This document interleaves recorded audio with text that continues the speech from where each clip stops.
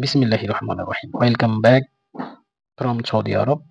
আজকে আমরা কিন্তু কাজের মধ্যে এসেছি। আপনারা দেখতে পাচ্ছেন ইনডোর ক্লিনের কাজ সৌদি আরব। কিভাবে ক্লিন করতে হয়, কিভাবে ক্লিন করে বিভিন্ন বাড়িতে গিয়ে, রেস্টুরেন্ট, কফি শপে গিয়ে সেই ভিডিওটাই কিন্তু আপনাদের মাঝে উপস্থাপন করতেছি।